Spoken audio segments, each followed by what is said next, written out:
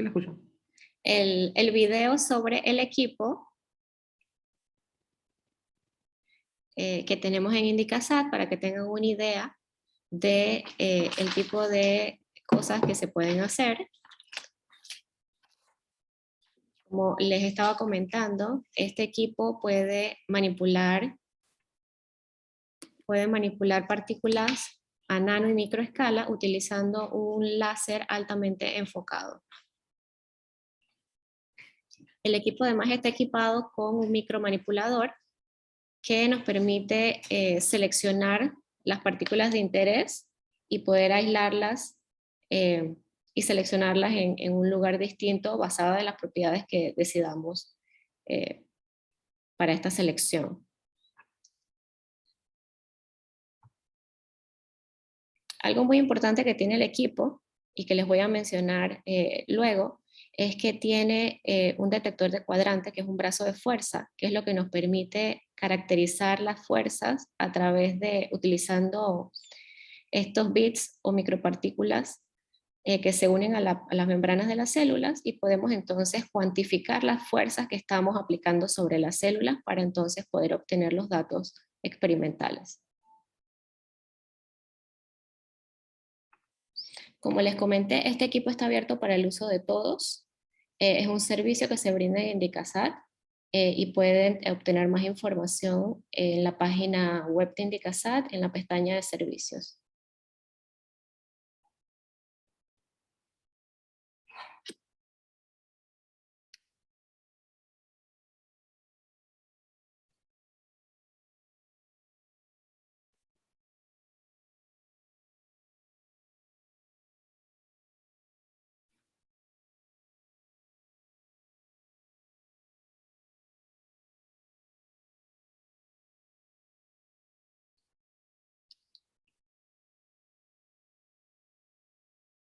Bueno, luego de esta introducción con el videíto, solo voy nuevamente a recordarles y refrescarles que las pinzas ópticas pues son un equipo que es capaz de manipular partículas de tamaño nano y micro utilizando un láser altamente enfocado. Aquí hay imágenes de las partes más importantes del equipo. Esto que ven aquí es el ensamblaje láser, que es lo que es realmente las pinzas. Esto que ven aquí es el detector de cuadrante, que es la parte del equipo que, como les comenté, nos permite cuantificar estas fuerzas que estamos ejerciendo sobre las células y nos permite entonces tener los datos de forma cuantitativa. Y el microscopio Olympus IX83 motorizado, que es donde están acopladas las pinzas y el micromanipulador. Este tipo de tecnologías, como las pinzas ópticas, nos permite estudiar la mecánica de las células vivas y cómo esto se conecta con distintas enfermedades humanas. Esto porque cuando ocurren cambios a nivel molecular en las células, esto también puede extrapolarse a cambios a nivel macroscópico que pueden derivar en fisiopatologías o patogénesis de enfermedades. Un ejemplo bastante claro y conocido es los cambios en las propiedades mecánicas que hay en las células de cáncer. Como pueden ver aquí, cuando una célula cancerígena tiene un potencial metastásico, su elasticidad baja, se vuelven mucho más elásticas. Y esto les permite entonces extravasarse en los tejidos y migrar hacia lugares lejanos a donde era el cáncer primario. Entonces, estos cambios mecánicos que tienen las membranas de las células cancerígenas, cuando tienen un alto nivel de invasividad o de metástasis, pueden ser medidos a través de estas técnicas. En general, podemos decir que las propiedades mecánicas de las células son un importante regulador del desarrollo y de la enfermedad. Las propiedades físicas de las membranas están relacionadas a procesos de crecimiento, de migración celular, de proliferación y de función y diferenciación de las mismas. Cuando estos procesos se ven desregularizados, se pueden dar procesos de metástasis, y patologías como la anemia falciforme o la malaria cerebral, que es la complicación de la malaria, de la enfermedad de la malaria. Este tipo de cambios mecánicos que tienen las membranas de las células tienen un alto impacto para ser utilizados como biomarcadores dentro de la medicina. Y esto ya se ha planteado, lo han planteado distintas personas. Como se puede ver aquí en este cuadro de Di Carlo, él plantea pues de que la invasividad y qué tan maligno puede ser un cáncer y el potencial que tiene de desarrollar una metástasis se podría estudiar mediante estas técnicas para un diagnóstico o para un estudio de en qué estadio del cáncer está. De la misma forma, cambios que pueden ocurrir a nivel del citoesqueleto y del núcleo de las células pueden ser utilizados para hacer un cribado de distintas drogas y compuestos que tengan alguna actividad contra esas células. Y también podría plantearse utilizarlo como medicina personalizada, tomando una biopsia de células del paciente y exponiéndolas a la droga que se está testeando y ver si se dan estos cambios mecánicos. Y de esta forma poder saber con anticipación si estas células van a responder al tratamiento o no antes de dárselo a la persona. Y ciertamente estas características mecánicas ya han sido planteadas, usadas como biomarcadores por distintos grupos, utilizándolas en distintas patologías. Aquí les muestro nada más dos ejemplos de artículos bien recientes de este año 2022, en el que se plantea usar estas huellas, digamos, de cambios mecánicos para diagnóstico de cáncer de colon y ver en qué estadio de la progresión de la enfermedad se encuentra. De la misma forma, este paper de Frontiers me pareció muy interesante porque ellos plantean de que los cambios que ocurren a nivel mecánico de los eritrocitos, de los glóbulos rojos, podrían ser utilizados como un biomarcador temprano de la enfermedad de Alzheimer, porque hicieron estudios en los que vieron de que las membranas cambian su rigidez en las personas que tienen la enfermedad o que van a desarrollar la enfermedad. Esto fue todo a modo de introducción, porque yo me voy a basar un poco y a centrar en lo que es la malaria, que es lo que yo estudio. Y solo recordarles pues que la malaria sigue siendo un problema de salud pública a nivel mundial. Es la primera causa de muerte por parásitos en el mundo y es una enfermedad causada por el parásito Plasmodium, que es transmitido por la picadura de un mosquito. Existen 5 especies que causan malaria en humanos: Falciparum, que es la más mortífera; Vivax, que es la más prevalente aquí en Panamá; Ovale, Malariae y Knowlesi. El ciclo de vida que tiene este parásito es un ciclo muy complejo que involucra un hospedero invertebrado, el mosquito, y el hospedero humano. Yo voy a centrarme en el ciclo que ocurre dentro del ser humano, porque aquí está la importancia de que tienen los eritrocitos o los glóbulos rojos para la supervivencia del parásito. Dentro del hospedero humano, una vez que los parásitos salen del ciclo que se da dentro de las células del hígado cuando se infecta al ser humano, empieza el proceso de invasión dentro de los eritrocitos.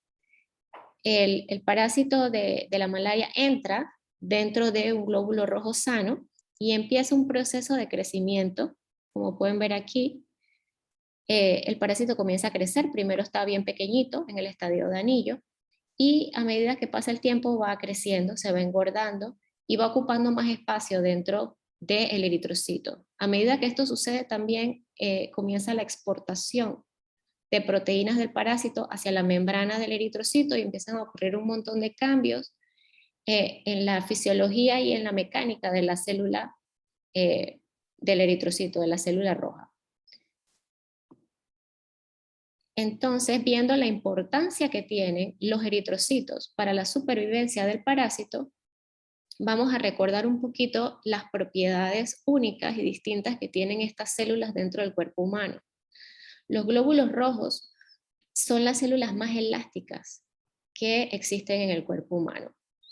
Ellas necesitan sufrir una deformación grandísima para poder pasar por los capilares y los vasos sanguíneos. Recordemos que la función principal de los eritrocitos es la de llevar oxígeno de los pulmones a todos los tejidos del cuerpo humano. Para eso tiene que pasar por procesos de mucho estrés en la circulación sanguínea y aparte una célula que mide casi 8 micras tiene que comprimirse por espacios de 2 o 3 micras. Entonces necesita ser sumamente elástico. Si él pierde estas propiedades de elasticidad, entonces vienen alteraciones patológicas.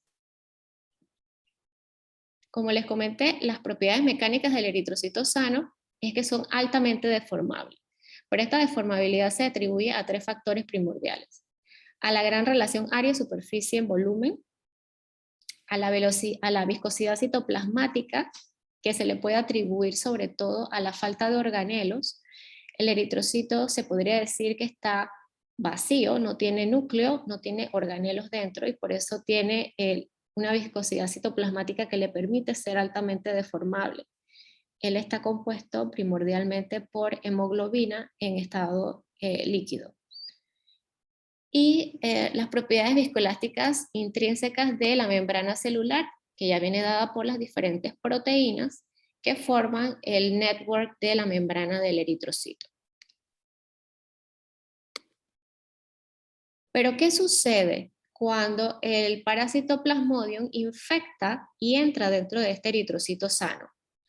Ocurren, además de todas las alteraciones biológicas y funcionales, ocurren cambios importantes en cuanto a las características físicas y estructurales de la membrana de la célula. Comienza la exportación de proteínas propias del parásito que se exportan hacia la membrana del eritrocito y le confiere ciertas propiedades que son ventajosas, digámoslo de esta forma, para la supervivencia del parásito. Una característica muy importante es la formación de esto que ven aquí, que se llaman NOPs, que se forman debido sobre todo a esta proteína que se llama CARP. Se ha determinado de que esta proteína CARP y los NOPs son los responsables de más del 50% del aumento en la rigidez de la membrana que ocurre luego de la infección por el parásito. A medida que el parásito va creciendo dentro del eritrocito, la membrana de la célula se va volviendo más rígida. Y a medida que se va volviendo más rígida, también va pues perdiendo la elasticidad. Y esto pues, como les comenté, es primordialmente por la interacción de las proteínas que el parásito va exportando hacia la membrana del eritrocito. Aquí pueden ver una imagen de microscopía electrónica en la que se puede ver un eritrocito sano que tiene una forma muy particular bicóncava y se ve que la superficie es bastante lisa. Sin embargo, cuando el parásito la infecta, cambia totalmente su forma bicóncava y se pueden ver como si estuviera rugoso. Esa rugosidad son los NOPs de los que les comenté anteriormente y que son la exportación de estas proteínas del parásito hacia la membrana de la célula. Todos estos cambios estructurales y mecánicos que se dan en la membrana del eritrocito cuando está infectado con el parásito, le confiere, pues, este aumento de rigidez también le confiere un aumento en las propiedades de citoadherencia. Y esto tiene una relación directa con la patogénesis de la enfermedad, porque es lo que le permite la oclusión de los vasos sanguíneos y de los capilares, impidiendo el flujo de sangre, y es parte importante de la patología de la malaria cerebral. Como les comenté, las propiedades mecánicas del eritrocito, una vez que está infectado con el parásito, es un aumento dramático en la rigidez de la membrana de la célula y un aumento de la citoadherencia. Otro concepto que quiero introducirles antes de pasar a los resultados de nuestros proyectos es el efecto espectador. El efecto espectador es el cambio que se observa en los glóbulos rojos o los eritrocitos que no están infectados por el parásito, pero que han estado en contacto con células que sí están infectadas. Esto es sumamente importante porque usualmente los pacientes que tienen una malaria eh, el 100% de sus células no están infectadas. De hecho, es una proporción bastante pequeña, usualmente es un 5% de las células que realmente tienen el parásito adentro. Sin embargo, las células que no tienen parásito adentro también sufren cambios mecánicos que aportan a la patología de la enfermedad y que son en gran parte también responsables de la anemia hemolítica en la enfermedad. Ok, entonces esto fue una introducción de la malaria, de los cambios que ocurren en las propiedades mecánicas de las células rojas una vez que están infectadas por el parásito. Y ahora voy a comentarles un poquito sobre los proyectos que tenemos andando, en el que estamos tratando pues, de utilizar esta tecnología de pinzas ópticas para entender un poco la respuesta del parásito ante los tratamientos contra la malaria en este caso. Este proyecto es financiado por la CENACIT.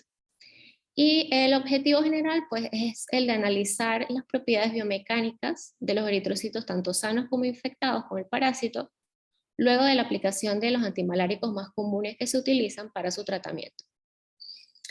Este proyecto ya está por terminar, lo estamos cerrando ya en diciembre. Fue llevado en gran parte por la licenciada Doriana Dorta. Ella se encargó de toda la estandarización al comienzo del proyecto y hacer todos los protocolos. Luego pasó a ser parte también de la tesis de licenciatura de Patrick Patmore de la licenciatura en biotecnología, y pues ellos dos fueron los que hicieron la mayor parte de la experimentación de este proyecto. Primeramente, lo que pudimos determinar, como les comenté, este equipo de pinzas ópticas es nuevo.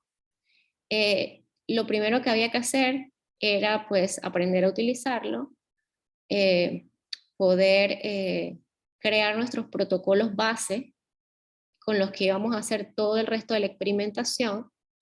Creo que todos sabemos que la estandarización toma mucho tiempo.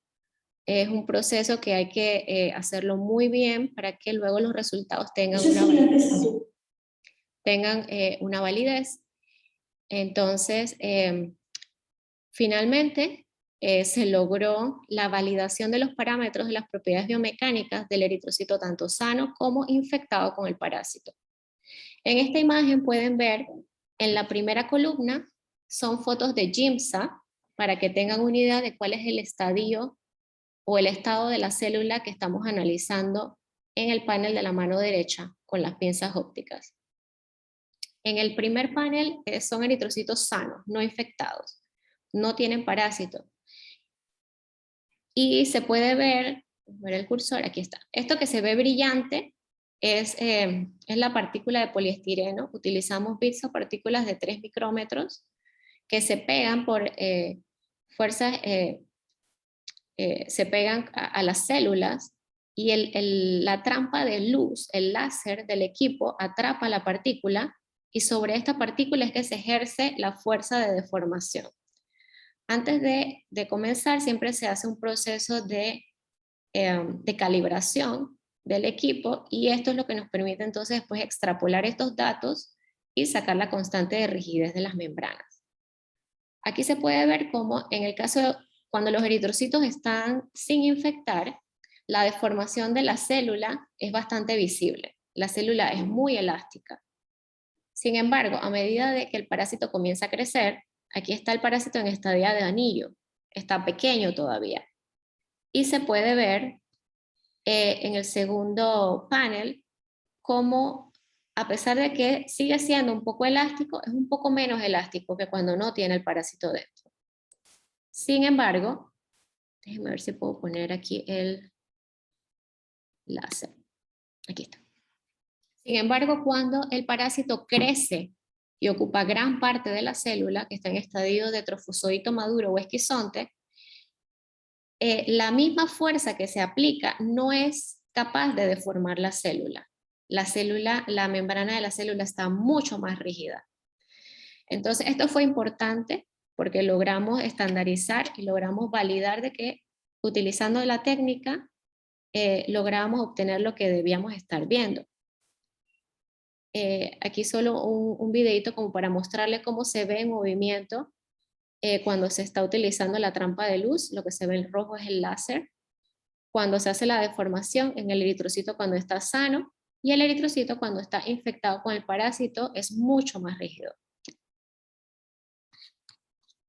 Logramos ver de que la técnica que estábamos usando, tanto para la adquisición como para el análisis de los datos, era lo suficientemente sensible para discriminar la rigidez de la célula según el estadio del parásito.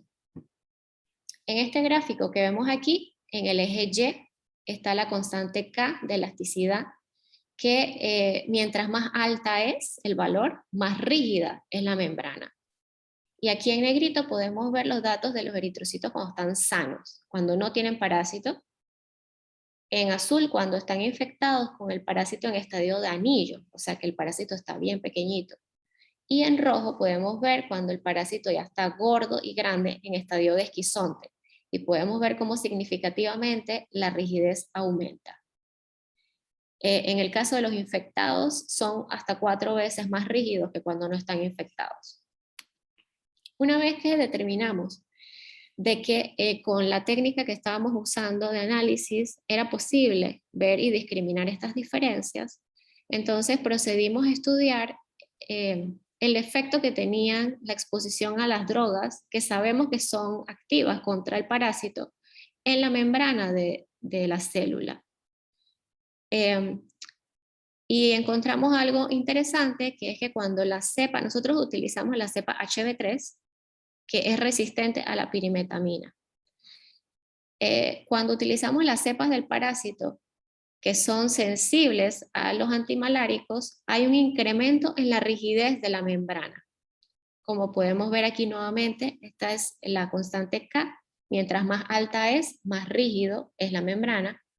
Podemos ver que en el caso de la mefloquina, de la cloroquina y de la artemisinina, hay un aumento en la rigidez de la membrana cuando la célula ha sido expuesta al antimalárico, a esta droga. Sin embargo, esto no es así en el caso de la pirimetamina, en donde se ve incluso un decrecimiento en la rigidez de la membrana. Y es justamente, como les comenté, la pirimetamina, la droga a la que esta cepa del parásito es resistente.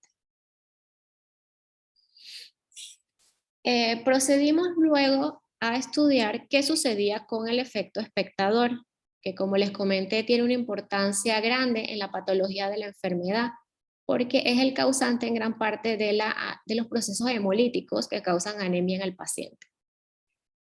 Nuevamente, lo primero que teníamos que estar seguros era de que la técnica que estábamos utilizando era lo suficientemente sensible para lograr ver los cambios en la rigidez de las membranas de las células. Logramos ver, como se ve en este gráfico, la constante K de rigidez. En negrito vemos los eritrocitos sanos que nunca han estado en contacto con el parásito. Y en azul tenemos también eritrocitos sanos que no están infectados, pero que han estado en contacto con un cultivo de parásitos. Y logramos ver de forma significativa que en estas células hay un aumento en la rigidez de la membrana, a pesar de que no están infectados con el parásito. Hay un aumento del 29% en la rigidez. Esto pues es importante y pudimos determinar de que en efecto la técnica que estábamos usando era suficiente para poder determinar estos cambios. Entonces la siguiente pregunta era, ¿qué sucede con este aumento en la rigidez en los eritrocitos sanos cuando se utiliza un tratamiento con estos antimaláricos que sabemos que son activos contra el parásito? Bueno, lo que pudimos determinar es de que este aumento en la rigidez de las células que no están infectadas se ve revertido y la elasticidad regresa un poco a la elasticidad normal que debería tener el eritrocito. Hay una bajada en todos los casos, tanto en la mefloquina como la cloroquina, artemisinina y pirimetamina. Esto no está reportado y me parece que es muy importante porque puede ser un efecto secundario beneficioso que está teniendo el tratamiento con estas drogas y que está evitando en cierta forma los eventos hemolíticos y de anemia en el paciente. ¿Por qué? Porque cuando los eritrocitos sanos aumentan en su rigidez por la infección del paciente, a pesar de que no tienen parásitos, esta rigidez aumenta las probabilidades de que sean secuestrados por el vaso y de que sean destruidos antes de tiempo, antes de que se termine su periodo de vida útil. Y esta destrucción masiva de eritrocitos sanos es lo que causa estos procesos de anemia severos en el paciente.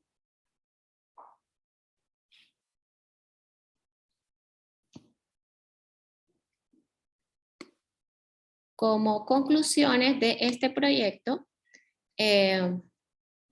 puedo decir de que logramos validar la metodología que estábamos utilizando y sobre todo la metodología de análisis. Y pudimos ver que la sensibilidad era suficiente para medir los aumentos y los cambios de rigidez de los eritrocitos infectados dependiendo del estadio en el que se encontraban. Pudimos también determinar de que las cepas de Plasmodium susceptibles a los medicamentos antimaláricos sufren un aumento en la rigidez de su membrana y que esto puede estar implicado en la limpieza o en el efecto positivo que tienen estos medicamentos en su mecanismo de acción para eliminar el parásito de circulación. Pudimos también determinar de que existe una posibilidad de utilizar la rigidez de las células para estudiar este fenómeno de resistencia a los distintos fármacos y posiblemente para estudiar la capacidad de invasión del parásito. Y logramos también ver de que este efecto espectador, este aumento en la rigidez de las células cuando no están infectadas, se ve contrarrestado por el efecto de los fármacos y que muy posiblemente tiene un impacto positivo en la recuperación de la elasticidad de los eritrocitos, evitando los eventos hemolíticos y de anemia en los pacientes. Estos resultados fueron presentados en Alemania este año en el Congreso Mechanobiology in Development and Disease y fueron pues muy bien recibidos y ahorita estamos en proceso de elaboración del manuscrito.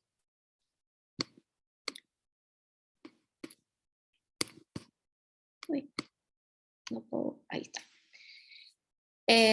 Ahora voy a comentarles un poquito sobre el segundo proyecto que tengo en marcha, que realmente se ha basado en todo lo que vimos en el primer estudio, que quedó un poco como lo que podría ser. Hemos decidido pues estudiarlo en este segundo proyecto, financiado por Indicasat por un gran interno. Este va a ser la tesis de maestría de la estudiante Evelyn Alain, la maestría en parasitología, y pues ayudada muy de la mano con Patrick Patmore, que es ahorita el que está desempeñándose como técnico en el proyecto de las pinzas. El título del proyecto es el uso de la rigidez de la membrana del eritrocito como un biomarcador en el proceso de invasión del parásito. Como les comenté con los resultados del proyecto anterior, se puede pensar de que esta rigidez puede usarse como un biomarcador tanto de los procesos de resistencia como de invasión del parásito. Entonces, lo que queremos con este proyecto es poder determinar si esto es cierto, tener datos para poder ver si realmente existe esta relación. Los tres objetivos principales son, pues primero, determinar la influencia que tiene la edad y la fuente de los eritrocitos en el proceso de invasión. Este objetivo va a ser importante no solo para las conclusiones en sí mismas del uso de las propiedades mecánicas como un biomarcador, sino que nos van a ayudar a estandarizar y a mejorar los métodos de cultivo del parásito Plasmodium que tenemos en el laboratorio. Esto dado a que el cultivo del parásito, como vieron, recordarán el ciclo biológico que les enseñé del parásito, para poder cultivar este parásito se necesita sangre. Y el proceso de extracción de sangre y de almacenaje tiene también sus triquis, entonces determinar la influencia de la edad, cuánto tiempo se puede usar la sangre, y si el donante también influye en qué tan buena es la invasión del parásito, nos va a ayudar a estandarizar nuestros procesos. Queremos también pues ver si hay una influencia en la rigidez de la membrana y la tasa de invasión en la resistencia en cepas tanto sensibles como resistentes antimaláricos. Como les comenté en el proyecto anterior, únicamente utilizamos una cepa que era resistente a la pirimetamina. En este proyecto queremos utilizar cepas sensibles y resistentes a distintos fármacos. Y por último, que es como el objetivo final, lo que queremos llegar, es ver si realmente es factible utilizar la rigidez de las células infectadas como un método de cribado para ver la posible actividad de compuestos que tengan un efecto sobre la viabilidad del parásito y la invasión. Este proyecto está comenzando, así que solo tenemos datos muy preliminares del primer objetivo, pero bueno, actualmente nos encontramos clasificando de acuerdo al factor de invasión del parásito, distintas fuentes de eritrocitos. Vamos a clasificar y hemos clasificado en 3 grupos grandes, que son los que tienen un factor de invasión muy bueno, mayor de 10. Son estas sangres en las que el parásito infecta e invade muy bien las células. Hay otras personas que la sangre no es tan buena, es intermedia, y otras sangres en las que el parásito no invade de forma adecuada. Luego de esta clasificación se van a proceder a realizar pruebas con las pinzas para poder determinar las propiedades de rigidez de las membranas y poder ver si existe una relación entre la capacidad de invasión que tiene el parásito y la rigidez que tiene específicamente esa célula.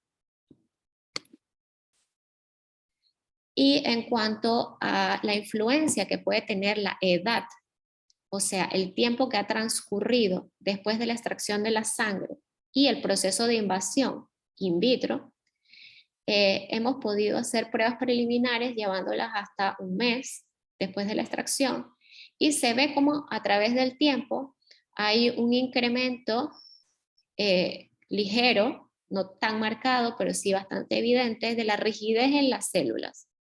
Sin embargo, la caída en la invasión del parásito es bastante abrupta a lo largo del tiempo.